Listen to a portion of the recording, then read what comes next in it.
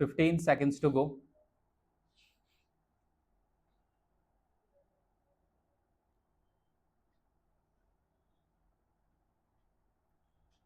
5 seconds to go.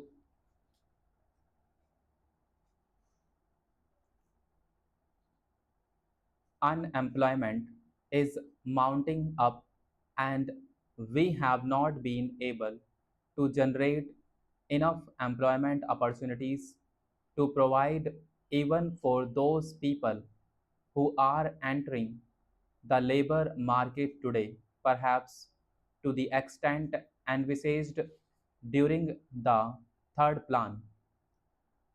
The point that I want to make is that it is not quite justifiable to take only one aspect of the third plan period, namely the exigencies of capital mobilization, out of the context of the general economic situation in the country.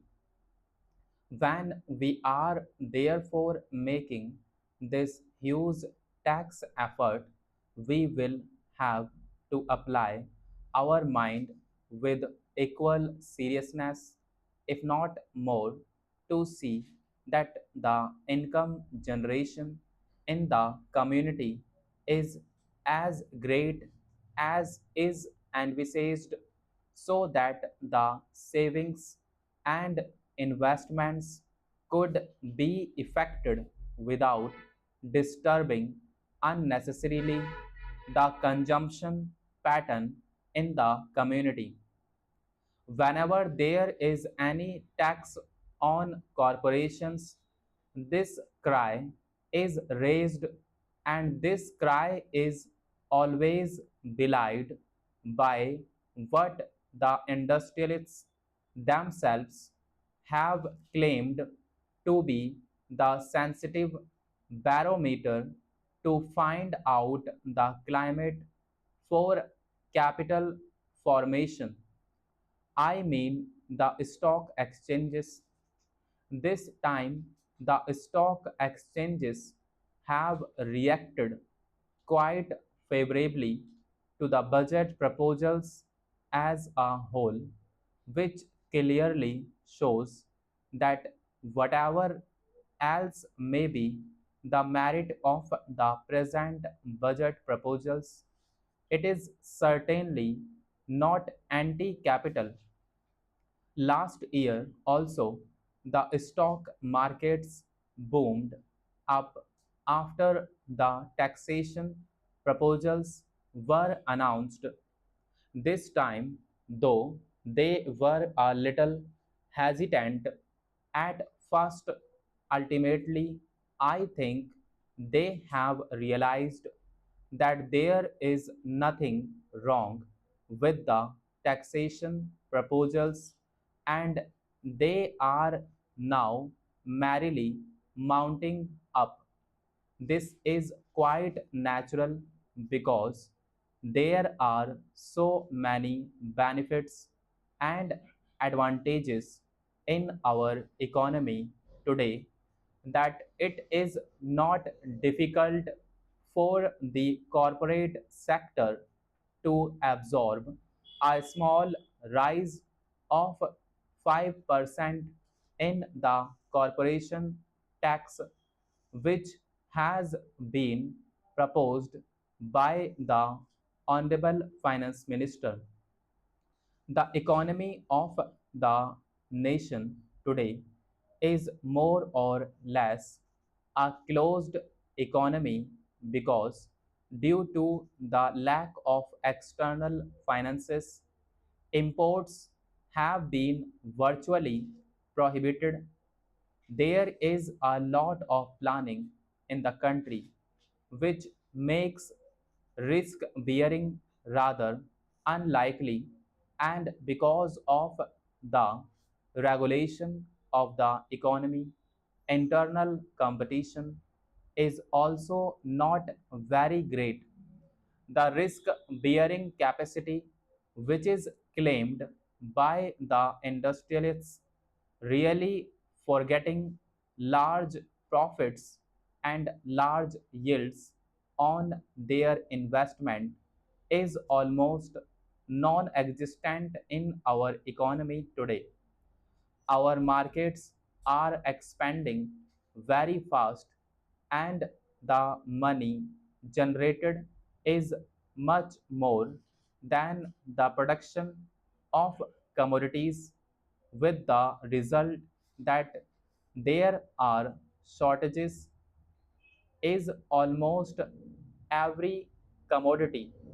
It should not be difficult for the industrialists to absorb the small rise of 5% in the corporate tax. Mr. Vice Chairman, Sir, the Plantations Labor Bill 1973 was introduced in the Rajya Sabha on the 6th March 1973. Then it was referred to a joint committee of both the houses, and this joint committee submitted its report in 1975. Now we are discussing this bill today after 6 years of the submission of the report by the Joint Committee. Hence, the bill would not be able to deal with the present day expectations of the workers of the plantations. The original act in regard to the plantation labor, namely the Act of 1951 itself, provided various welfare measures for the plantation labor. But unfortunately, the planters nonchalantly violated all these provisions for welfare measures. The main question, therefore, is the question of implementation of the provisions of the Act. Mere amendments will not improve the position. There is no provision in the present bill as also to how these measures, these provisions can be implemented, and what the government is thinking in terms of implementing these provisions. In most cases, even the government officials who are deputed for the purpose of inspecting the gardens, they themselves side with the planters.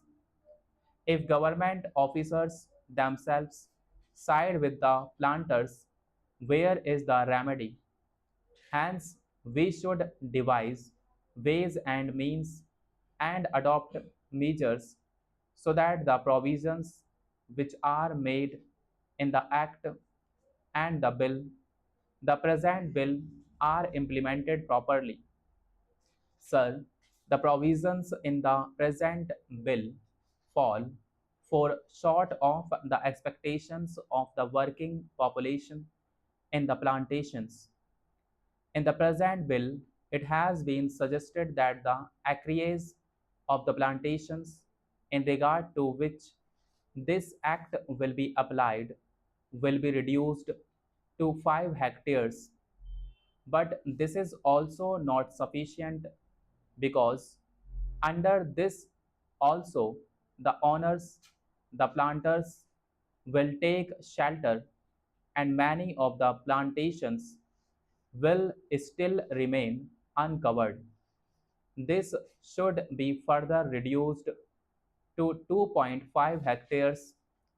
So far as compensation for house collapse is concerned, it has been said here that if the occupant of a house is directly responsible for the collapse, he will not be entitled to compensation.